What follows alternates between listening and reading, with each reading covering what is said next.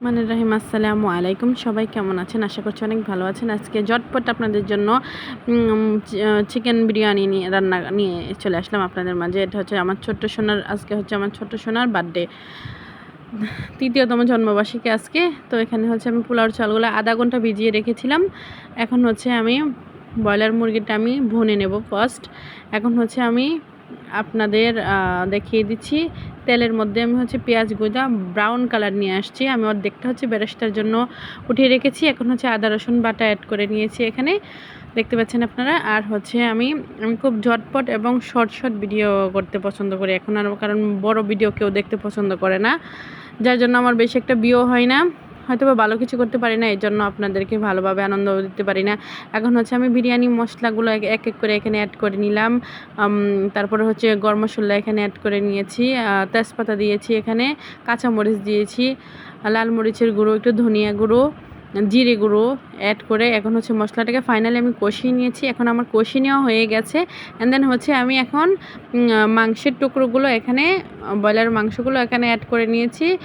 ঢাকনা দিয়ে ডেকে জাল করে খুব সুন্দরভাবে এটাকে আমি রান্না করে নিয়েছি। খুব সুন্দর পারফেক্ট রান্নাটা হয়ে গেছে। সেই ক্ষেত্রে লবণটা আপনারা চেক করে নেবেন, লবণটা একদম পারফেক্ট হয়েছে। এখন হচ্ছে আমি পোলাওটা বসিয়ে দিচ্ছি। তো এখানে হচ্ছে পেঁয়াজ কুচি, কাঁচামরিচ, গরম মশলা এখানে আমি অ্যাড করে নিয়েছি। অ্যান্ড দেন হচ্ছে আমি লবণ অ্যাড করে নিয়েছি, আদা রসুন বাটাটাও অ্যাড করে নেব এখন। তারপর হচ্ছে হালকা একটু এখন দেখতে পাচ্ছেন আমি আদা রসুন বাটাটাও অ্যাড করে নিয়েছি। তো এখন হচ্ছে আমি পোলাওর চাউলগুলো পাতিলের মধ্যে অ্যাড করে নিয়েছি। 2 মিনিটের মতো ভালোভাবে নেড়ে ছেড়ে একটু ভুনে নিচ্ছি। তো নেড়ে ছেড়ে একেবারে গরম পানি, এই ক্ষেত্রে হচ্ছে আমার চাউলটা এখানে হচ্ছে 1 কেজি চাউল। তো 1 কেজি চাউলের মধ্যে হচ্ছে ডাবল পানি। আপনারা নতুন যারা রাঁধুনিয়েছেন কীভাবে বুঝবেন, আমি হচ্ছে গ্লাস মেজারমেন্ট কাপ গ্লাস দিয়ে আমি হচ্ছে চালগুলো মেপে নিয়েছি।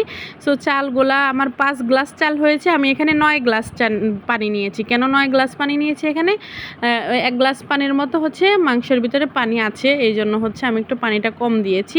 তো এই প্রসেসে আমি হচ্ছে এখন আমার একদম গরম পানি এখানে অ্যাড করেছি, খুব তাড়াতাড়ি বলক উঠে গেছে। এখন হচ্ছে আমি মাংসটা এর মধ্যে, বিরিয়ানির মধ্যে অ্যাড করে নিয়েছি। এখন হচ্ছে পেঁয়াজ বেরেস্তা দিয়ে ঢাকনা দিয়ে ডেকে আমি জাস্ট দমে দিয়েছি। যদি ভালো লাগে, খুব ঝটপট একটা রান্না, ভালো লাগলে অবশ্যই আমার পেজের পাশে থাকবেন, লাইক কমেন্ট শেয়ার করবেন। দেখেন কি সুন্দর জর্জরা বিরিয়ানি রান্না হয়ে গেছে আজকের মতো। এখানে আল্লাহ হাফেজ।